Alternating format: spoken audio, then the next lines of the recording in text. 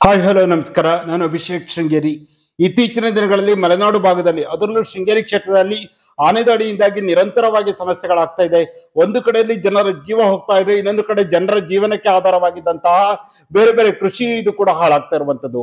ಆನೆದಾಳಿಯಿಂದಾಗಿ ನಿರಂತರವಾಗಿ ಶೃಂಗೇರಿ ಕ್ಷೇತ್ರ ಅದರಲ್ಲೂ ಪ್ರಮುಖವಾಗಿ ಎನ್ಆರ್ಪುರ, ಬಾಳೆಹೊನ್ನೂರು, ಕೊಪ್ಪದ ಕೆಲ ಭಾಗಗಳಲ್ಲಿ, ಕಾಂಡದ ಭಾಗಗಳಲ್ಲಿ ಆನೆದಾಳಿಯಿಂದಾಗಿ ನಿರಂತರವಾಗಿ ರೈತರಿಗೆ ಹಾಗೂ ಸಾರ್ವಜನಿಕರು ಸಂಕಷ್ಟಕ್ಕೆ ಸಿಲುಕಿರುವಂತದ್ದು.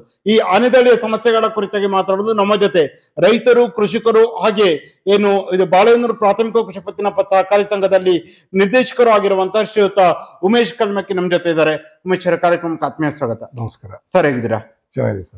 ಉಮೇಶ್ ಅವರೇ, ಪ್ರಮುಖವಾಗಿ ಮೊದಲನೇದಾಗಿ ಎನ್ಆರ್ಪುರ ತಾಲೂಕಿನಲ್ಲಿ ಶೃಂಗೇರಿ ಕ್ಷೇತ್ರ ವ್ಯಾಪ್ತಿಯ ಎನ್ಆರ್ಪುರ ತಾಲೂಕಿನಲ್ಲಿ ಆನೆ ದಾಳಿಯಿಂದಾಗಿ 8 ತಿಂಗಳಿನಲ್ಲಿ 5 ಜನರು ಸಾವನ್ನಪ್ಪಿರುವಂತದ್ದು. ಈ ಒಂದು ವಿಷಯದ ಕುರಿತಾಗಿ ಏನ್ ಹೇಳ್ತೀರಾ? ಇವತ್ತು ಮಲೆನಾಡು ಭಾಗದಲ್ಲಿ ಈಗ ನಮಗೆ ನಿಮಗೆ ಎಲ್ಲ ತಿಳಿದಿರತಕ್ಕಂಥ ವಿಚಾರ, ಇವತ್ತು 5 ಸಾವಾಗಿದೆ. 5 ಸಾವು ಎಲ್ಲ ರೈತರೇ. ಇವತ್ತು ಕೃಷಿಯನ್ನು ನಂಬಿರತಕ್ಕಂಥ ರೈತರುಗಳು ಇವತ್ತು ಆನೆ ತುಳಿತಕ್ಕೆ ಒಳಗಾಗ್ತಿದ್ದಾರೆ. ಇದ್ರ ಬಗ್ಗೆ ಸರ್ಕಾರಗಳು ಇದು ಸೀರಿಯಸ್ ಆಗಿ ಇದ್ರ ಬಗ್ಗೆ ಯೋಚನೆ ಮಾಡಬೇಕಾಗಿದೆ. ಯಾಕಂದ್ರೆ ಇವತ್ತು ರೈತ ಒಬ್ಬ ಇವತ್ತು ಭೂಮಿಯ ಒಂದು ಬೆನ್ನೆಲುಬಾಗಿ ಜೀವನ ಮಾಡಿರ್ತಕ್ಕಂಥ ರೈತ, ಅವನು ತನ್ನ ಹೊಲಕ್ಕೆ ಹೋದ್ರೆ ಎಲ್ಲೋ ಒಂದ್ ಕಡೆ ಭಯವನ್ನು ಇಟ್ಟುಕೊಂಡು ಹೊಲಕ್ಕೆ ಹೋಗ್ತಿದ್ದಾನೆ. ಹಾಗಾಗಿ ಈ ಆನೆಗಳು ಎಲ್ಲಿ ಯಾವ ಟೈಮಲ್ಲಿ ಬರ್ತವೆ, ಏನ್ ಬರ್ತವೆ ಅಂತ ನಮ್ಗೆ ಗೊತ್ತಾಗ್ತಿಲ್ಲ. ಹಾಗಾಗಿ ಇವತ್ತು ರೈತ ನಮ್ಮ ಕ್ಷೇತ್ರದಲ್ಲಿ ಈಚಿನ ಬೆಳವಣಿಗೆ ಪ್ರಕಾರ 5 ಜನ ಈಗ ಸತ್ತಿದ್ದಾರೆ. ಓಕೆ, ಅದರಲ್ಲೂ ಪ್ರಮುಖ ಉಮೇಶ್ ಅವರೇ, ನಾವು ಹಿಂದೆಲ್ಲ ನೋಡಿದಾಗ, ನಾವು 3-4 ವರ್ಷಗಳ ಹಿಂದೆ ನೋಡಿದಾಗ ಈ ರೀತಿಯಾಗಿ ಆನೆದಾಳಿಯಿಂದ ಸತ್ತಂತ ಇತಿಹಾಸ ಬಹುಶಃ ಶೃಂಗೇರಿ ಕ್ಷೇತ್ರ ವ್ಯಾಪ್ತಿಯಲ್ಲಿ ಇಷ್ಟು ವರ್ಷ ಇತಿಹಾಸದಲ್ಲಿ ಬಾರಿ ಕಡಿಮೆ. ಎಲ್ಲೂ ಕೂಡ ನಮಗೆ ಇರೋ ಮಾಹಿತಿ ಪ್ರಕಾರ ಎಲ್ಲೂ ಕೂಡ ಆಗ್ತಾ ಇರಲಿಲ್ಲ. ಆದ್ರೆ ಕಳೆದ 8 ತಿಂಗಳಿನಲ್ಲಿಯೇ ಈ ರೀತಿಯಾಗಿ ಆನೆದಾಳಿಯಿಂದಾಗಿ ಸಾವಾಗ್ತಿರೋದಕ್ಕೆ, ಆನೆದಾಳಿ ಈ ರೀತಿ ಮಟ್ಟದಲ್ಲಿ ಆಗ್ತಿರೋದಕ್ಕೆ ಪ್ರಮುಖ ಕಾರಣ ಏನು? ಪ್ರಮುಖ ಕಾರಣ ಇವತ್ತು ಆನೆಗಳ ಸಂಖ್ಯೆ ಜಾಸ್ತಿ ಆಗಿದೆ. ಆನೆಗಳು ಇವತ್ತು ನಾವು ನೋಡ್ತಿರ್ತಕ್ಕಂಥ ಮೊದಲು ಎಲ್ಲೋ ಒಂದ್ ಕಡೆ ಆನೆ ಇತ್ತು. ಇವತ್ತು ನಾವು ಆನೆ ಹಿಡಿತಿದ್ರೆ ಆನೆ ವಾಪಸ್ ಎಲ್ಲಿ ಹಿಡಿದು ಮತ್ತೆ ಅದನ್ನೇ ಆನೆ ಬಿಡ್ತಿದ್ದಾರೆ ಅಂತ ನಮ್ಗೆ ಸಂಶಯ ಆಗ್ತಿದೆ. ಆನೆ ಹಿಡ್ಕೊಂಡು ಹೋಗೋದೇನೋ ಸರಿ, ಮತ್ತೆ ಆನೆಗಳು ಮತ್ತೆ ದಿನದಿಂದ ಜಾಸ್ತಿ ಆಗ್ತಿಬಿಟ್ರೆ ಕಮ್ಮಿ ಆಗ್ತಿಲ್ಲ. ಅದೇ ಇವತ್ತಿಗೆ ಜನಗಳಿಗೆ ಭಯ ವಾತಾವರಣ ಸ್ಟಾರ್ಟ್ ಆಗಿದೆ. ಓಕೆ, ಪ್ರಮುಖವಾಗಿ ನಿನ್ನೆ ದಿನ ಅಷ್ಟೇ ನಿಮ್ಮ ಏನು ಇಟಗೇಸಿಗೋಡ್ ಆಗಿರ್ಬೋದು, ಇಟಗೇಸಿಗೋಡಲ್ಲಿದ್ದಂತ ಆನೆ ಈಗ ಎಲೆಮಾಡ್ಲು ಭಾಗದಲ್ಲಿರುವಂತದ್ದು, ಇನ್ನೊಂದು ಕಡೆ ಬಾಳೆಹೊನ್ನೂರಿನ ಬೇರೆ ಬೇರೆ ಭಾಗದಲ್ಲಾಗಿರ್ಬೋದು, ಕಾಂಡೆ ಭಾಗದಲ್ಲಾಗಿರ್ಬೋದು, ಕೊಣಂಬಿ, ಲೋಕನಾಥಪುರ, ಇಡೀ ಬಹುಶಃ ಕೊಪ್ಪ ಹಾಗೂ ಎನ್ಆರ್ಪುರ, ಬಾಳೆಹೊನ್ನೂರು ಏನು ವ್ಯಾಪ್ತಿ ಇದೆ ಸಂಪೂರ್ಣವಾಗಿ ಆನೆಗಳಿಂದಲೇ ಸುತ್ತುವರೆದಿದ್ಯಾ ಅಂತ? ಹೌದು, ನಿನ್ನೆ ನೋಡಿ ನಿಮ್ಗೆ ಬಾಳೆಹೊನ್ನೂರು ವ್ಯಾಪ್ತಿ ಅಂದ್ರೆ ಬಾಳೆಹೊನ್ನೂರು BG ಸ್ಕೂಲ್ ಹತ್ರ ಹಗಲೇ ಆನೆ ಕಂಡು ಇವತ್ತು ನಾವು ನಿನ್ನ ಪಂಚಾಯತಿಂದ ಬೈಕ್ ಅನೌನ್ಸ್ ಮಾಡಿದ್ರು, ಆನೆ ಬರ್ತದೆ ದಯವಿಟ್ಟು ಯಾರು ಹೊರಗೆ ಬರ್ಬೇಡಿ ಅಂತೇಳಿ. ಆ ತರ ಭಯದ ವಾತಾವರಣ ಇವತ್ತು ನಮ್ಮ ಕ್ಷೇತ್ರದಲ್ಲಿ ಸ್ಟಾರ್ಟ್ ಆಗಿದೆ. ಓಕೆ, ಈಗ ಮೊನ್ನೆಯೂ ಕೂಡ ಏನು ನಿಮ್ಮ ಒಂದು ಎನ್ಆರ್ಪುರ ಬಾಳೆಹೊನ್ನೂರು ವ್ಯಾಪ್ತಿಯ ಬನ್ನೂರು ಹಾಗೂ ಆಂಡವಾನೆಯಲ್ಲಿ 4 ದಿನಗಳ ಅಂತರದಲ್ಲಿ 2 ಸಾವಾಗ್ತವೆ. 2 ಸಾವಾದ ನಂತರ ಬೃಹತ್ತಾದ ಪ್ರತಿಭಟನೆ ಆಗತ್ತೆ. ಬಹುಶಃ ಬೃಹತ್ತಾದ ಪ್ರತಿಭಟನೆ ನಡೆದ ನಂತರವೇ ಏನು ಅರಣ್ಯ ಇಲಾಖೆ ಎಚ್ಚೆತ್ಕೊಂಡಿರುವಂತದ್ದು. ಅಂದ್ರೆ ಅರಣ್ಯ ಇಲಾಖೆ ವೈಫಲ್ಯ ಇದರಲ್ಲಿ ದಿನಕ್ಕೆ ಹೆಚ್ಚಾಗ್ತಾ ಇದೆಯಾ ಅಂತ? ಈಗ ಈ ವೈಫಲ್ಯಕ್ಕೆ ಏನಾಗಿದೆ ಅಂದ್ರೆ ಪ್ರಾಣಿಗಳು ಜಾಸ್ತಿ ಆಗಿದೆ. ಈಗ ನಾವು ಕಾಣಂಗೆ ನಮ್ಮ ತೋಟದಲ್ಲೇ ಆಗ್ಲಿ ಮತ್ತೊಬ್ಬರಾಗ್ಲಿ ಎಲ್ಲೇ ಆಗ್ಲಿ ಇವತ್ತು ಆನೆಗಳ ಸಂಖ್ಯೆ, ಕಾಟೆಗಳ ಸಂಖ್ಯೆ, ಪ್ರಾಣಿಗಳು ಬೇಕಾದ ಸಂಖ್ಯೆಗಳು ಜಾಸ್ತಿ ಇದೆ. ಯಾವ ಮನುಷ್ಯ ಇವತ್ತು ಕಾಡಿಗೆ ಹೋಗೋ ಪರಿಸ್ಥಿತಿ ಇಲ್ಲ. ಯಾಕಂದ್ರೆ ಅರಣ್ಯ ಇದೆ, ದೌರ್ಜನ್ಯ. ಮೊದಲು ಪ್ರಾಣಿಗಳನ್ನ ಜನ ಸ್ವಲ್ಪ ಬೆದರಿಸ್ತಿದ್ರು, ಇವತ್ತು ಮನುಷ್ಯ ಬೆದರ್ಸಕ್ಕಿಂತ ಓಡಾಡೋದೇ ಒಂಥರ ಭಯ ವಾತಾವರಣ ಆಗಿಬಿಟ್ಟಿದೆ. ಹಾಗಾಗಿ ಪ್ರಾಣಿಗಳ ಸಂಖ್ಯೆ ದಿನನಿತ್ಯ ಜಾಸ್ತಿ ಆಗ್ತಾ ಉಂಟು. ಬರೀ ಆನೆ ಅಂತಲ್ಲ, ಇವತ್ತು ಕೃಷಿಕ ರೈತ ಜೀವನ ಮಾಡದೆ ಒಂಥರ ಕೆಟ್ಟ ಪರಿಸ್ಥಿತಿಲಿ. ಒಂದ್ ಕಡೆಯಿಂದ ಕಾಡ್ಕೋಣ, ಒಂದ್ ಕಡೆಯಿಂದ ಆನೆ, ಒಂದ್ ಕಡೆಯಿಂದ ಜಿಂಕೆ, ಒಂದ್ ಕಡೆಯಿಂದ ಹುಲಿ, ಒಂದ್ ಕಡೆಯಿಂದ ಎಲ್ಲ 108 ಸಮಸ್ಯೆ, ಒಂದ್ ಕಡೆಯಿಂದ ರೈತರಿಗೆಲ್ಲ ರೋಗ. ಈ ತರ ಎಲ್ಲ ಜೀವನದಲ್ಲಿ ಬಹಳ ಕಷ್ಟವಾದ ಜೀವನ ನಡೀತಾ ಉಂಟು. ಓಕೆ, ಪ್ರಮುಖ ಉಮೇಶ್, ಒಂದು ಕಡೆಯಲ್ಲಿ ಆನೆ ದಾಳಿಯಿಂದಾಗಿ ಜನರ ಜೀವನ ಹೋಗ್ತಾ ಇದೆ, ಇನ್ನೊಂದು ಕಡೆಯಲ್ಲಿ ಆನೆಗಳ ನಿರಂತರ ದಾಳಿಯಿಂದಾಗಿ ರೈತರ ಜೀವನಕ್ಕೆ ಆಧಾರವಾಗಿದ್ದಂತಹ ಕೃಷಿಗಳು ನಾಶ ಆಗ್ತಿರುವಂತದ್ದು. ಅಡಿಕೆ ಆಗಿರ್ಬೋದು, ಕಾಫಿ ಆಗಿರ್ಬೋದು, ಬಾಳೆ ಆಗಿರ್ಬೋದು, ಅಪಾರ ಪ್ರಮಾಣದಲ್ಲಿ ಕೃಷಿ ನಾಶ ಆಗ್ತಾ ಇದೆ. ಈ ಒಂದು ಕೃಷಿ ನಾಶ ಆಗ್ತದೆ, ಇದಕ್ಕೇನು ಸರ್ಕಾರಕ್ಕೆ ಏನು ಆಗ್ರಹ ಮಾಡ್ತೀರಾ ಈ ಸಂದರ್ಭದಲ್ಲಿ? ಸರ್ಕಾರಕ್ಕೆ ನಾನು ಈಗ ನೀವು ಅಡಿಕೆ ತೋಟಕ್ಕೆ ಒಂದ್ಸರಿ ಆನೆ ಬಂದ್ರೆ ಮಿನಿಮಮ್ ಒಂದು ಅರ್ಧ ಎಕರೆ ತೋಟ ತುಳಿದು ಹಾಳು ಮಾಡುತ್ತೆ. ಸರ್ಕಾರ ಕೂಡ ಪರಿಹಾರ ನಮ್ಗೆ ಸಾಕಾಗ್ತಿಲ್ಲ. ಇವತ್ತೆಲ್ಲೋ ಬೆಂಗಳೂರಲ್ಲಿ ಕುತ್ಕೊಂಡು ಹೇಳ್ತಾರೆ, ಬೆಂಗಳೂರು ನಾಯಿಗೆ ಫುಡ್ ಹಾಕ್ತೀನಿ, ಅನ್ನ ಹಾಕ್ತೀನಿ, ಬಿರಿಯಾನಿ ಕೊಡ್ತೀನಿ ಅಂತಾರೆ. ಇಲ್ಲಿ ರೈತರುಗಳು ಅವ್ರು ಮಾಡಿದ ತೋಟ ಸಾಕು. ನಮ್ಮ ಅಜ್ಜ ಮುತ್ತಾಜ ಮಾಡಿದ ತೋಟಕ್ಕೆ ಒಂದೇ ಒಂದು ಅರ್ಧ ಎಕರೆ 3/4 ಎಕರೆ ಹುಡಿ ಮಾಡಿದ್ರೆ ರೈತ ಏನ್ ಮಾಡ್ಬೇಕು? ಇವತ್ತು ಮಾಡಿರ್ತಕ್ಕಂಥ ರೈತರಿಗೆ ಏನ್ ಘೋಷಿಸಿದ್ರೆ ಅದು 3-4 ಪಟ್ಟು ಸರ್ಕಾರದವರು ಇವತ್ತು ಮೀಸಲಾಗಿಡ್ಬೇಕು, ರೈತರಿಗೆ ಮೀಸಲಾಗಿಡ್ಬೇಕು.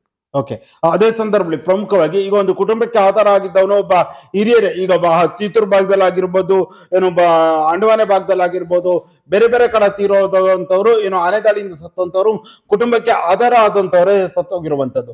ಈ ಸಂದರ್ಭದಲ್ಲಿ ಆ ಕುಟುಂಬಕ್ಕೆ ಏನು ಸರ್ಕಾರ ಯಾವ ರೀತಿ ಸಹಾಯ ಮಾಡ್ಬೇಕು? ಈಗ ಕುಟುಂಬಕ್ಕೆ ಸರ್ಕಾರದ ನೌಕರಿಗಳು ಸರ್ಕಾರ ಸತ್ರ ಸರ್ಕಾರ ಅವ್ನ ಮಗನಿಗೆ ಕೆಲಸ ಕೊಡ್ತಾರೆ. ಹಂಗೆ ಆನೆ ತುಳಿದು ಸತ್ರ ಸರ್ಕಾರದವರು ಅವ್ನ ಮಗನಿಗೆ ಕೆಲಸ ಕೊಡ್ಲಿ. ಅವನ ಜೀವನನೇ ಅವನ ಮಗ. ಅವನು ಇವತ್ತು 65 ವರ್ಷದ ಮೊನ್ನೆ ಸತ್ತೋಗಿದ್ದಾನೆ. ಅವ್ನ ಮಗ ಒಬ್ಬಿದ್ದಾನೆ. ಅವನಿಗಿರೋದು 1-1.5 ಎಕರೆ ತೋಟ. ಅವನಿಗೆ ದುಡ್ಕು ಏನಾದ್ರು ಮಾಡ್ಕೊಂಡಿದ್ದ. ಇವತ್ತು ಸರ್ಕಾರದವರು ಅವನಿಗೆ ಸರ್ಕಾರಿ ನೌಕರಿ ಕೊಡ್ಲಿ. ಅವನ ಆನೆ ತುಳಿದು ಸತ್ರ ಅವ್ನು ಸರ್ಕಾರಿ ನೌಕರಿ ಕೊಡ್ಲಿ. ವ್ಯವಸ್ಥೆ ನಟ್ಟಿಗಾಗುತ್ತೆ ಅವಾಗ. ಓಕೆ, ಈಗ ಪ್ರಮುಖವಾಗಿ ನಾವು ಗಮನಿಸ್ತಾ ಹೋದ್ರೆ ಆನೆಗಳು ದಿನ ದಿನಕ್ಕೆ ಹೆಚ್ಚಳವಾಗ್ತಾ ಇದೆ. ಒಂದು ಮಾಹಿತಿಯ ಪ್ರಕಾರ ಎನ್ಆರ್ಪುರ, ಬಾಳೆಹೊನ್ನೂರು, ಕೊಪ್ಪೆ ಈ ಒಂದು ವ್ಯಾಪ್ತಿಯಲ್ಲೇ ಇದೆ. ಈ ವ್ಯಾಪ್ತಿಯಲ್ಲಿ ಹತ್ತತ್ರ 60+ ಆನೆಗಳಿದಾವೆ ಅಂತ ಒಂದು ಮಾಹಿತಿ ಬರ್ತಾ ಇದೆ. ಈ ರೀತಿಯಾದ ಆನೆ ಉಪಟಳಕ್ಕೆ ಮೇನ್ ಕಾರಣ ಏನು ಅಂತ? ಆನೆಗಳು ಇವತ್ತು ಆನೆಗಳು ಸಂತತಿ ಜಾಸ್ತಿ ಆಗ್ತಾ ಉಂಟು. ಆನೆಗಳು ಸಂತತಿಗೆ ನಾನು ಮೂಡಿಗೆರೆ, ಸಕಲೇಶ್ಪುರ ನಾವು ನಿಮ್ಮ ವಾಟ್ಸಪ್ ಮೊಬೈಲ್ ನೋಡ್ತೀವಿ. ಒಂದೊಂದ್ ಕಡೆ 30-40 ಸಂತತಿಗಳು ನೋಡ್ತಿದೀವಿ ನಾವು. ಹಾಗೆ ನೋಡಕ್ ಹೋದ್ರೆ ನಮ್ಮಲ್ಲಿ ಎಷ್ಟೋ ಸ್ವಲ್ಪ ಕಡಿಮೆ ಇದೆ. ಇನ್ನು ಆ ಸಂತತಿ ಅಷ್ಟು ಬಂದಿಲ್ಲ. ಈಗ ನಾವು ಎನ್ನಾಪುರ ಇಡೀ ಶೃಂಗೇರಿ ಕ್ಷೇತ್ರದಲ್ಲಿ 50-60 ಆನೆಗಳಿದೆ. ನಾವೆಲ್ಲ 50-60 ನೋಡಿಲ್ಲ. 2, 3, 4 ಈ ತರ ನೋಡಿದೀವಿ. 50-60 ಬಂದ್ರೆ ರೈತರ ಪರಿಸ್ಥಿತಿ ಏನಾಗ್ಬೋದು ನೀವೇ ಅಂತ ಯೋಚನೆ ಮಾಡ್ಕೊಳ್ಳಿ. ಅಂದ್ರೆ ಯಾವ ರೀತಿಯಾಗಿದೆ ಅಂದ್ರೆ, ಬಹುಶಃ ಶೃಂಗೇರಿ ಕ್ಷೇತ್ರ ವ್ಯಾಪ್ತಿಯಲ್ಲಿ ಎನ್ಆರ್ಪುರ, ಬಾಳೆಹೊನ್ನೂರು ಭಾಗದಲ್ಲಿ ಒಂದೇ ಗುಂಪಲ್ಲಿ 30-40 ಆನೆಗಳಿಲ್ಲ. ಒಂದು ಕಡೆ 8 ಆನೆ, ಇನ್ನೊಂದು ಕಡೆ 5 ಆನೆಗಳು. ಸುಸ್ವಲೆ ಆ ಭಾಗದಲ್ಲಿ 8-9 ಆನೆಗಳು ಒಂದು ಗುಂಪಿದೆ. ಬಾಳೆಹೊನ್ನೂರಿನ ಕೆಲವೊಂದು ಭಾಗದಲ್ಲಿ 3 ಆನೆಗಳು ಒಂದು ಗುಂಪು, 2 ಆನೆಗಳು. ಈ ರೀತಿಯಾಗಿ ಕೊಪ್ಪ ಹಾಗೂ ಏನು ಕುಂತೂರು ಭಾಗದಲ್ಲಿ ಆಗಿರ್ಬೋದು, ಕೆಲವೊಂದು ಕಡೆ ಒಂಟಿ ಸಲಗಾಡು ಇದಾಗ್ತಿರುವಂತ. ಅಂದ್ರೆ ಎಲ್ಲೋ ಒಂದ್ ಕಡೆ ಸಂಪೂರ್ಣವಾಗಿ ರೈತರ ಜೀವನವನ್ನೇ ಈ ಆನೆಗಳು ತೆಗಿತಾ ಇದಾವ ಅಂತ. ಆನೆಗಳಿಗೆ ಒಂದ್ ಕಾಲದಲ್ಲಿ ಏನಾಗ್ತಿತ್ತು ಅಂದ್ರೆ, ನಮ್ಮಲ್ಲಿ ಮಲೆನಾಡಲ್ಲಿ ಬಿದಿರು ಸಂತತಿ ಜಾಸ್ತಿ ಇತ್ತು. ಎಸ್, ಅವಾಗ ಆನೆಗಳು ಬಿದಿರನ್ನು ತಿನ್ಕೊಂಡು ಕಾಡಲ್ಲೇ ಜೀವನ ಮಾಡ್ತಾ ಇತ್ತು.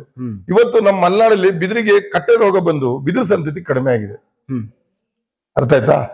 ಈ ತರ ಬಿದಿರು ಸಂತತಿ ಫಾರೆಸ್ಟ್ ಇಲಾಖೆರು ಬರೀ ಸಾಗವಾನಿ ಈ ಮರಗಳು ಹಾಕೋ ಬದಲು ಹಲ್ಸು, ಬಿದಿರು ಇಂಥವನ್ನೆಲ್ಲ ಕಾಡಿಗೆ ನಡ್ಬೇಕು.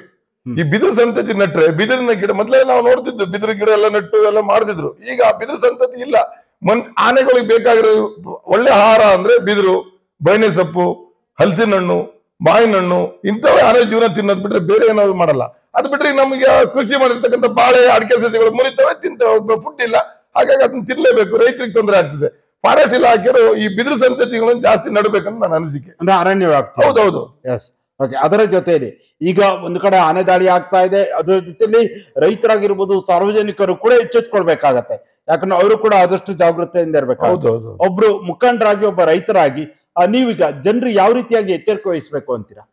ಜನರು ಈಗ ಆನೆಗಳು ಬಂದಾಗ, ಇವತ್ತು ನಾವು ಮನೆಗೆ ಒಬ್ಬ ಕಳ್ಳ ಬಂದಾಗ ನಾವು ಯಾವ ತರ ಇರ್ತೀವಿ, ಹಾಗೆ ಇವತ್ತು ಆನೆಗಳು ಬಂದಾಗ ನಾವು ಸ್ವಲ್ಪ ಜಾಗೃತಿಯಾಗಿ ನಮ್ಮ ಭೂಮಿಗಳನ್ನು ನಾವು ತಿರುಗಾಡ್ತಿದ್ದ ಟೈಮ್ ಅನ್ನು ಸ್ವಲ್ಪ ವ್ಯತ್ಯಾಸ ಮಾಡಿಕೊಂಡು ಇವತ್ತು ನಾವು ಜೀವನ ಮಾಡ್ಲೇಬೇಕು. ಯಾಕಂದ್ರೆ ಮನುಷ್ಯನ ಜೀವನ ಒಳ್ಳೆ ಆರೋಗ್ಯವಾದ ಜೀವನ. ಆ ಆರೋಗ್ಯಕ್ಕಾಗಿ ನಾವು ನಮ್ಮ ಜೀವನ ಮುಡುಪಾಗಿಟ್ಕೊಂಡು ನಾವು ಸ್ವಲ್ಪ ಜಾಗೃತಿಯಾಗಿ ಜೀವನವನ್ನು ಬದುಕಬೇಕು. ಸರ್ಕಾರದವರು ಇರೋ ಬಗ್ಗೆ ತಕ್ಷಣ ಕ್ರಮ ತೆಗಿಬೇಕು. ಯಾಕಂದ್ರೆ ಇವತ್ತು ಮನುಷ್ಯನ ಜೀವಕ್ಕೆ ಬಹಳ ಬೆಲೆ ಇದೆ. ಯಾರೋ ಒಬ್ಬ ರೈತ ಸತ್ತು ಕೂಡಲೇ ಅವನು ಸತ್ತ ಅಂತ ತಿಳಿದೇನೆ ತಕ್ಷಣ ಅರಣ್ಯ ಇಲಾಖೆಗೆ ಅದನ್ನು ಮೇಲ್ಪಾಡು ಅಧಿಕಾರಿಗಳು ತಿಳಿಸಿ, ಈಗ ನಮ್ಮ ಕ್ಷೇತ್ರದಲ್ಲಿ 2 ಆನೆ ಹಿಡಿದಿದ್ದಾರೆ, ನೀನು ಉಳಿದವರೆಲ್ಲ ಹಿಡಿದು ಅವನ್ನ ಸಕ್ರಪಟ್ಟಕ್ಕೆ ಕಳಿಸೋದು ಒಳ್ಳೇದು. ಓಕೆ. ಅದರ ಜೊತೆಯಲ್ಲಿ ಪ್ರಮುಖವಾಗಿ ಈಗ ಆನೆ ದಾಳಿಯಿಂದಾಗಿ ಏನು ಸಾವನ್ನಪ್ಪಿದ ಕುಟುಂಬಗಳಿಗೆ 15 ಲಕ್ಷ 20 ಲಕ್ಷ ಮಾಡಿದ್ದಾರೆ. ಅನ್ನೋ ಒಂದು ಜೀವಕ್ಕೆ 20 ಲಕ್ಷ ಸಾಕ? ಹಾಗಾದ್ರೆ 20 ಲಕ್ಷ ಅಲ್ಲ, 50 ಲಕ್ಷ ಕೊಟ್ಟರು ಸಾಲದು. ಯಾಕಂದ್ರೆ ಇವತ್ತು ಜೀವಕ್ಕೆ ಬೆಲೆ ಜಾಸ್ತಿ. ಯಾಕಂದ್ರೆ ಅವನು ರೈತ ಕಷ್ಟಪಟ್ಟು ಸಹಾಯ ತನಕ ಅವನು ಮಾಡಿದ ದುಡಿದ್ರು ಒಂದು 50 ಲಕ್ಷ 60 ಲಕ್ಷ ಮಾಡಕ್ ಆಗಲ್ಲ. ಯಾಕಂದ್ರೆ ಇವತ್ತು ಕೃಷಿ ಭೂಮಿಗಳು, ಚಟುವಟಿಕೆಗಳು, ಲೇಬರ್ ಸಂಬಳ ಇವೆಲ್ಲ ಕಾಸ್ಟ್ಲಿ ಆಗಿದೆ. ಹಾಗಾಗಿ ರೈತರ ಜೀವನ ಮಾಡೋದು ಕಷ್ಟ ಇದೆ. ರೈತರ ಜೀವನಕ್ಕೆ ಇವತ್ತು ಬೆಂಗಳೂರು ಸಾಫ್ಟ್ವೇರ್ ಇಂಜಿನಿಯರ್ಗಳೆಲ್ಲ ಒಂದೊಂದು ತಿಂಗಳಿಗೆ 1.5 ಲಕ್ಷ 5 ಲಕ್ಷ ದುಡಿತಾರೆ. ನಾವು ರೈತ ದುಡಿಯೋದು ಎಲ್ಲರೂ ವರ್ಷಕ್ಕೆ ಒಂದು 20 ಲಕ್ಷ 10 ಲಕ್ಷ ದುಡ್ಕೊಳೋದು. ಹಾಗಾಗಿ ರೈತರು ಸತ್ರ 1 ಕೋಟಿ ಪರಿಹಾರ ಕೊಡ್ಬೇಕು ನನ್ನ ಪ್ರಕಾರ. ಓಕೆ. ಅದರ ಜೊತೆಯಲ್ಲಿ ಸರ್ಕಾರದ ಮುಂದೆ ಈ ಒಂದು ಆನೆ ಸಮಸ್ಯೆಯನ್ನು ಬಗೆಹರಿಸುವ ನಿಟ್ಟಿನಲ್ಲಿ ಸರ್ಕಾರದ ಮುಂದೆ ಏನೇ ಒಂದು ಬೇಡಿಕೆಯನ್ನು ಇಡ್ತೀರಾ? ಆನೆ ಸಮಸ್ಯೆ ಮುಂದೆ ಆನೆಗಳನ್ನ ಕಾರಿಡಾರ್ ಮಾಡಬೇಕು, ಆನೆಗಳನ್ನ ಸ್ಥಳಾಂತರ ಮಾಡಬೇಕು. ಆನೆಗಳಿಗೆ ಇವತ್ತು ಅದನ್ನ ಹೇಳಿದ್ಮೇಲೆ ಆನೆಗಳಿಗೆ ಫಾರೆಸ್ಟ್ ಇಲಾಖೆಯವರು ಫಾರೆಸ್ಟ್ ಜಾಗದಲ್ಲಿ ಒಳ್ಳೆ ಬೊಂಬುಗಳನ್ನು, ಗಿಡಗಳನ್ನು ನೆಡ್ಬೇಕು. ಬೊಂಬು ತಿನ್ನದೇ ಆನೆ ಮೊದಲನೇ ಆಹಾರ ಅನಿಸ್ತದೆ, ನನ್ಗೆ ಅನಿಸ್ತದೆ. ನಾವು ಹಿಂದೆಲ್ಲ ನೋಡ್ತಿದ್ವಲ್ಲ, ಚಿಕ್ಕ ಗ್ರಾಮಗಳಲ್ಲಿ ಆನೆ ಇದ್ದು ಅವತ್ತಿನ ಕಾಲದಲ್ಲಿ, ಅವಲ್ಲಿ ಆನೆಗಳು ಬಹಳ ಇದ್ದಿದ್ದು, ಕಾಡು ಬೊಂಬಿತ್ತು. ಇವತ್ತು ಆನೆ ಬಿದಿರಿಗೆ ಕಟ್ಟೆ ಬಂದ ಮೇಲೆ ಆನೆಗಳು ಫುಡ್ ಹುಡುಕ್ತಾ ಹೋಗೋದು ಜಾಸ್ತಿ ಆಗಿದೆ ಅಷ್ಟೇ. ಓಕೆ, ಅದರ ಜೊತೆ ಉಮೇಶ್ ಅವರೇ, ಆ ಬಾಳೆಹೊನ್ನೂರು ಭಾಗದಲ್ಲೂ ಕೂಡ ಆನೆ ದಾಳಿಯಿಂದಾಗಿ ರೈತರಾಗಿರೋ ಒಂದು ರೀತಿಯಲ್ಲಿ ಆತಂಕದಲ್ಲಿ ದಿನನಿತ್ಯ ಬದುಕುವಂತ ಪರಿಸ್ಥಿತಿ ಬಂದಿರುವಂತದ್ದು. ಯಾಕಂದ್ರೆ ಒಂದು ಕಡೆಯಲ್ಲಿ ಇಬ್ಬರು ಆನೆ ದಾಳಿಯಿಂದ ಸಾವನ್ನಪ್ಪಿದ್ರೆ, ನಿನ್ನೆ ಬಂದಿರುವಂತಹ ಪುನಃ 2 ಆನೆಗಳು ಶಾಲೆಯ ಹತ್ತಿರ ಬಂದಿರುವಂತದ್ದು. ಈಗ ಸೀಗೋಡು ಭಾಗದಲ್ಲಿ ಇಲ್ಲೇ ಸುತ್ತುವರಿತಿರುವುದರಿಂದಾಗಿ ಇಲ್ಲಿನ ಜನತೆಯೂ ಕೂಡ ಆತಂಕದ. ಆ ಜನರಿಗೆ ಏನ್ ಹೇಳಕ್ ಬಯಸ್ತೀರಾ? ನೀನ್ ಸೀಗೋಡು ಶಾಲೆ ಅಂತಲ್ಲ, ಬಾಳೆ ಚರ್ಚ್ ರೋಡಲ್ಲಿ ಚರ್ಚ್ ಗಲ್ಲಿಲಿ ಬಂದು ನಿನ್ನೆ ಆನೆ ಬಂದು ರಾತ್ರಿ ಹಗಲು ಓಡಾಡಿದೆ. ಅಯ್ಯಪ್ಪ ಸ್ವಾಮಿ ದೇವಸ್ಥಾನ ಹತ್ರ ಓಡಾಡಿದೆ. ಹಾಗಾಗಿ ಎಲ್ಲಿ ಬರ್ತದೆ ಎಲ್ಲಿ ಹೋಗುತ್ತೆ ಅನ್ನೋದೇ ಪರಿಸ್ಥಿತಿ ಕಷ್ಟವಾಗಿದೆ. ಹಾಗಾಗಿ ಇದ್ರ ಬಗ್ಗೆ ತಕ್ಷಣ ಎಚ್ಚೆತ್ತುಕೊಳ್ಬೇಕು. ಓಕೆ, ಈಗ ಇನ್ನೊಂದು ಮಾತಿದೆ, ಆನೆ ದಾಳಿಯಿಂದ ಶಾಶ್ವತ ಪರಿಹಾರ ಆಗ್ಬೇಕಾದ್ರೆ ರೈಲ್ವೆ ಬ್ಯಾರಿಕೇಡ್ ಆಗ್ಬೇಕು ಅನ್ನುವ ಒಂದು ಬೇಡಿಕೆ ಕೂಡ ಇದೆ. ಈ ರೈಲ್ವೆ ಬ್ಯಾರಿಕೇಡ್ ಆದ್ರೆ ಆನೆ ದಾಳಿಯಿಂದ, ಆನೆ ಉಪಟಳದಿಂದ ಆ ಒಂದು ಸಮಸ್ಯೆನ ಬಗೆಹರಿಸಲು ಸಾಧ್ಯ ಇದೆಯಾ? ರೈಲ್ವೆ ಬ್ಯಾರಿಕೇಡ್ ಆದ್ರೆ ಒಂದೇ ಸರಿ ಅದು ಪರಿಹಾರ ಕಾಣುತ್ತದೆ ಅಂತ ನಾನು ಹೇಳಲ್ಲ, ಆದ್ರೆ ಮಾಡೋದು ಒಳ್ಳೆ. ಇವತ್ತು ನೋಡಿ ಮುತ್ತಿನ ಕೊಪ್ಪದಲ್ಲಿ ಮಾಡಿದಾರೆ, ಐಬೆಕ್ಸ್ ಅಂತ ಇದು ಮಾಡಿದ್ದಾರೆ, ಅದನ್ನ ಮೇಂಟೆನೆನ್ಸ್ ಇಲ್ಲ. ಟೆಂಟಿಕಲ್ ಬೇಲಿ ಮಾಡಿದ್ರೆ ನಾವು ರೋಡ್ ಹೋಗ್ತಾ ನೋಡ್ತೀವಿ, ಅವು ಕಾಡು ಬೆಳೆದು ಇವತ್ತು ಕಾಡಲ್ಲಿ ಮರ ಎಲ್ಲ ಅದಕ್ಕೆ ಬಿದ್ದಿದ್ದಾವೆ. ಹಂಗಾಗಿ ಆನೆಗಳು ಅಲ್ಲಿಂದ ಈ ಕಡೆ ಬರ್ತಾ ಬಿಟ್ರೆ ಅದು ಮೇಂಟೆನೆನ್ಸ್ ಇಲ್ಲ. ಹಾಗಾಗಿ ಎಲ್ಲಾ ಕಡೆ ಆನೆ ಓಡಾಡೋ ಪರಿಸ್ಥಿತಿ ಆಗಿದೆ. ಹಾಗಾಗಿ ಅದು ಮೇಂಟೆನೆನ್ಸ್ ಮಾಡ್ಬೇಕು. ಯಾವ್ದು ಮಾಡಿ ಐಬೆಕ್ಸ್ ಮಾಡಿದ್ರು, ನೋಡಿ ಇಲ್ಲಿ ಏಲಕ್ಕಲ್ ಹತ್ರ ಐಬೆಕ್ಸ್ ಮಾಡಿದ್ರು, ಅದನ್ನು ಮೇಂಟೆನೆನ್ಸ್ ಇಲ್ಲ. ಈ ತರ ಮೇಂಟೆನೆನ್ಸ್ ಪ್ರಾಬ್ಲಮ್ ಆಗಿ ಎಲ್ಲಾ ಕಡೆ ಆನೆ ಪ್ರಾಣಿಗಳು ಜಾಸ್ತಿ ಆಗಿದೆ. ಬಹುಶಃ ಎಲ್ಲೂ ಒಂದ್ ಕಡೆ ನೋಡಿ, ಅರಣ್ಯ ಇಲಾಖೆ ಇತ್ತೀಚಿನ ಕಾನೂನುಗಳಾಗಿರ್ಬೋದು, ಇತ್ತೀಚಿನ ಧೋರಣೆಗಳು ಒಂದು ಕಡೆ ಆದ್ರೆ, ಸರ್ಕಾರಗಳು ತೆಗೆದುಕೊಳ್ತಿರುವಂತಹ ಕೆಲವೊಂದು ನಿಯಮಗಳಾಗಿರ್ಬೋದು, ಈ ಎಲ್ಲ ವಿಷಯಗಳನ್ನ ನೋಡಿದ್ರೆ, ಇತ್ತೀಚೆಗೆ ನೋಡಿದ್ರೆ ಆನೆ ದಾಳಿಗೆ ಒಂದು ಶಾಶ್ವತವಾದ ಅಥವಾ ಆನೆಯಿಂದ ಸಮಸ್ಯೆಗಳಾಗ್ತಿರೋದಕ್ಕೆ ಶಾಶ್ವತವಾದ ಪರಿಹಾರ ಇಲ್ಲ ಅನ್ನುವ ಒಂದು ಭಾವನೆ ಬರ್ತಾ ಇದೆಯಾ ಅಂತ. ಪರಿಹಾರ ಇಲ್ಲ ಅಂತಲ್ಲ, ಸರ್ಕಾರಗಳು ಪರಿಹಾರವನ್ನು ಕೊಟ್ಟಿದ್ದಾರೆ. ನಾವು 25 ಲಕ್ಷ ಕೊಟ್ಟಿದ್ದಾರೆ, ಪರಿಹಾರ ಇಲ್ಲ ಅಂತ. ಏನಂದ್ರೆ ನಾವು ಜೀವಕ್ಕೆ ಬೆಲೆ ಇಲ್ಲ ಅಂದ್ರೆ ಶಾಶ್ವತವಾಗಿ ಆನೆ ಸಮಸ್ಯೆಯಿಂದ ಶಾಶ್ವತವಾಗಿ ಒಂದು ಪರಿಹಾರ ಇಲ್ವಾ ಅಂತ. ಶಾಶ್ವತವಾಗಿ ಪರಿಹಾರ ಕಾಣಕ್ ಆಗಲ್ಲ. ಯಾಕಂದ್ರೆ ಇವತ್ತು ಮನುಷ್ಯ ಎಷ್ಟು ಜೀವನ ಜಾಸ್ತಿ ಆಗ್ತಿದ್ರೆ ಅಷ್ಟೇ ಪ್ರಾಣಿಗಳು ಜಾಸ್ತಿ ಆಗ್ತಿದ್ದಾವೆ. ಮನುಷ್ಯ ಇವತ್ತು ಒಂದು ಮನೆಯಲ್ಲಿ ಒಂದು ಮನೆ ಕಟ್ಟರೆ ಇವತ್ತು 10 ಮನೆ ಕಟ್ಟೋ ವ್ಯವಸ್ಥೆ ಆಗಿದೆ. ಹಾಗಾಗಿ ಆನೆ ಪ್ರಾಣಿಗಳು ಹಾಗೆ ಒಂದು ಮರಿ ಹಾಕಲಿ ವರ್ಷಕ್ಕೆ 4 ಮರಿ ಹಾಕ್ತಿದೆ. ಹಾಗಾಗಿ ಅದು ಜಾಸ್ತಿ ಆಗ್ತದೆ ಬಿಟ್ರೆ ಕಡಿಮೆ ಆಗೋ ಪರಿಸ್ಥಿತಿ ಎಲ್ಲೂ ಕಾಣ್ತದೆ, ನಂಗಂತೂ ಕಾಣಲ್ಲ. ಓಕೆ, ಉಮೇಶ್ ಅವರೇ, ಕೊನೆಯದಾಗಿ ಒಬ್ಬರು ರೈತರಾಗಿ ನೀವು ಕೂಡ ಆನೆ ದಾಳಿಯಿಂದ ಹಲವಾರು ಸಮಸ್ಯೆಗಳಾಗಿರೋದು ನಿಮ್ಮ ಭಾಗದಲ್ಲಾಗಿರ್ಬೋದು, ಬೇರೆ ಬೇರೆ ಇದು ಕಡೆ ನೋಡಿದ್ರ, ಒಬ್ಬ ರೈತರಾಗಿ ಒಬ್ಬ ಕೃಷಿಕರಾಗಿ ಕೊನೆಯದಾಗಿ ಏನ್ ಹೇಳಕ್ ಬಯಸ್ತೀರಾ? ನಾವು ಹೇಳದಂದ್ರೆ ರೈತರಾಗಿ ಕೃಷಿಕರಾಗಿ ನಮ್ಗೆ ಆನೆ ಓಡಿಸ್ಲಿಕ್ಕೆ, ಆನೆಗೆ ಹೆದರಿಸ್ಲಿಕ್ಕೆ ಸರ್ಕಾರದವರು ಇದಕ್ಕೆಲ್ಲ ಒಂದು ಮಾನ್ಯತೆ ಕೊಡ್ಬೇಕು. ಯಾಕಂದ್ರೆ ನಮ್ ಜಮೀನಿಗೆ ಬಂದಾಗ ನಾವು ಇವತ್ತು ನಮ್ಮ ಹತ್ರ ಗನ್ ಲೈಸೆನ್ಸ್ ಅಂದ್ರೆ ನಮ್ಮ ಹತ್ರ ಹೊಡೆಯಕ್ಕೆ ನಮ್ಗೆ ಹೆದರಿಕೆ. ಹೊಡೆಯೋದಂದ್ರೆ ಆನೆ ಹೆದರ್ಸ್ಲಿಕ್ಕೂ ಪವರ್ ಇಲ್ಲ, ಆ ತರ ಪರಿಸ್ಥಿತಿ ಆಗಿದೆ. ಹಾಗಾಗಿ ಅಂತವೆಲ್ಲ ಸ್ವಲ್ಪ ರಿಬ್ರಲ್ ಮಾಡ್ಬೇಕು ಸರ್ಕಾರದವರು. ಇವತ್ತು ನಮ್ಮ ಭೂಮಿ ಬಂದಾಗ ನೀವು ಆನೆನೇ ಹೆದರ್ಸ್ಬೇಡಿ, ನೀವೆಲ್ಲ ನೋಡ್ತಾ ಕೂತ್ಕೊಳ್ಳಿ ಅಂದ್ರೆ ಆಗುತ್ತಾ? ಇವತ್ತು ವ್ಯವಸ್ಥೆ ನಾಯಿ ಕಚ್ಚಕ್ ಬಂದ್ರೆ ಇದಕ್ಕೆ ನಾಯಿ ಕಚ್ಚಿಗೆ ಬೇಡಪ್ಪ, ನಾಯಿ ಕಚ್ಚಿಗೆ ನೀನ್ ಹೊಡಿಬೇಡ ಅಂದ್ರೆ ಆಗುತ್ತಾ? ಹಾವು ಕಚ್ಚಕ್ ಬಂದ್ರೆ ಹಾವನ ಹತ್ರ ಕಚ್ಚಿಗೆ ನೀವು ಹೊಡಿಬೇಡ ಅಂದ್ರೆ ಆಗುತ್ತಾ? ಇದು ವ್ಯವಸ್ಥೆ. ಹಾಗಾಗಿ ಸರ್ಕಾರಗಳು ಸ್ವಲ್ಪ ರಿಬ್ರಲ್ ಆಗ್ಬೇಕು. ಆನೆಗಳು ಬಂದ್ರೆ ಸ್ವಲ್ಪ ಓಡ್ಸಕ್ಕೆ ಗರ್ನಲ್ಲು, ಪಟಾಕಿ, ನಮ್ಮದು ಗನ್ ಇದ್ದ ಸ್ವಲ್ಪ ಬೆರೆಸಕ್ಕೆ ಇದಕ್ಕೆಲ್ಲ ಸರ್ಕಾರದ ಸ್ವಲ್ಪ ಮಾನ್ಯತೆ ಕೊಟ್ರೆ ಆಟೋಮೆಟಿಕ್ ಪ್ರಾಣಿಗೂ ಮನುಷ್ಯರಿಗೂ ಸಂಘರ್ಷ ಜಾಸ್ತಿ ಕಮ್ಮಿ ಆಗುತ್ತೆ. ಹಂಗಾಗಿ ಅದು ವ್ಯವಸ್ಥೆ ಎಲ್ಲ ನೆಟ್ಟಗಾಗಿ ಹೋಗುತ್ತೆ. ಓಕೆ, ನೀವು ಹೇಳಿದಾಗೆ ಇತ್ತೀಚಿನ ದಿನಗಳಲ್ಲಿ ಕಾಡು ಪ್ರಾಣಿಗಳು ಮತ್ತು ಮನುಷ್ಯರ ಸಂಘರ್ಷ ನಿರಂತರವಾಗಿ ನಡೀತಿರುವಂತದ್ದು. ಒಂದು ಕಡೆ ಆನೆಗಳಾಗಿರ್ಬೋದು, ಕಾಟಿಗಳಾಗಿರ್ಬೋದು, ಬೇರೆ ಬೇರೆ ಪ್ರಾಣಿಗಳು. ಈ ಒಂದು ಪರಿಹಾರ, ಈ ಒಂದು ಏನು ಆನೆ ಮತ್ತು ಏನು ಕಾಡು ಪ್ರಾಣಿಗಳು ಮತ್ತು ಮನುಷ್ಯರ ಸಂಘರ್ಷವನ್ನು ತಡೆಯಲು ಸಾಧ್ಯ ಇದೆಯಾ? ಮನುಷ್ಯನ ಆನೆಗೂ ಪ್ರಾಣಿಗೂ ಸಂಘರ್ಷಗಳು ಯಾವತ್ತೂ ಒಂದು ಸಾಧ್ಯ ಕಷ್ಟ. ಯಾಕಂದ್ರೆ ಅದೇ ನಾನು ನಿಮ್ಮ ಹತ್ರ ಈಗಲೂ ಅಂತ ಹೇಳ್ತಿದ್ದೀನಿ, ಜಾಸ್ತಿ ಆಗ್ತಾ ಉಂಟು. ಮನುಷ್ಯ ಹಾಗೆ ಜಾಸ್ತಿ ಆಗ್ತಿದ್ರೆ ಹಾಗೆ ಪ್ರಾಣಿಗಳು ಜಾಸ್ತಿ ಆಗ್ತಿದೆ. ಜನಸಂಖ್ಯೆ ಬೆಳೆದಂತೆ ಪ್ರಾಣಿಗಳ ಸಂತತಿಯು ಕೂಡ ಬೆಳೆ. ನಾವೆಲ್ಲ ಹಿಂದೆಲ್ಲ ಎಲ್ಲ 1 ಊರಲ್ಲಿ 1 ಆನೆ ಇತ್ತು ಅಂತ ಯೋಚನೆ ಮಾಡ್ತಿದ್ವಿ. ಇವತ್ತು 40-50 ಆನೆ ನೋಡ್ತಿದ್ವಿ. ಹಾಗಾಗಿ ನಿನ್ನ ಜಾಸ್ತಿ ಆಗದ್ ಬಿಟ್ರೆ ಕಡಿಮೆ ಮಾಡಕ್ ಸಾಧ್ಯನೇ ಇಲ್ಲ.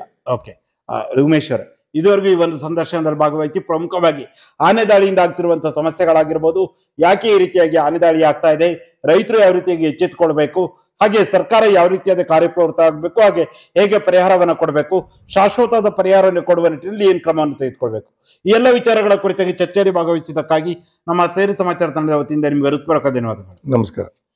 ವೀಕ್ಷಕರೇ, ಇದು ರೈತರು, ಕೃಷಿಕರು ಹಾಗೂ ಬಾಳೆಹೊನ್ನೂರು ಪ್ರಾಥಮಿಕ ಕೃಷಿ ಪತ್ತಿನ ಸಹಕಾರಿ ಸಂಘದ ನಿರ್ದೇಶಕರು ಆಗಿರುವಂತಹ ಶ್ರೀಯುತ ಉಮೇಶ್ ಕಲ್ಮಕ್ಕಿ ಅವರ ಜೊತೆಗೆ ವಿಶೇಷ ಸಂದರ್ಶನ. ಮುಂದಿನ ವಾರ ಇನ್ನೊಬ್ಬ ವಿಶೇಷ ಅತಿಥಿಯ ಜೊತೆ ನಿಮ್ಮ ಮುಂದೆ ಬರ್ತೇನೆ. ನಮಸ್ಕಾರ.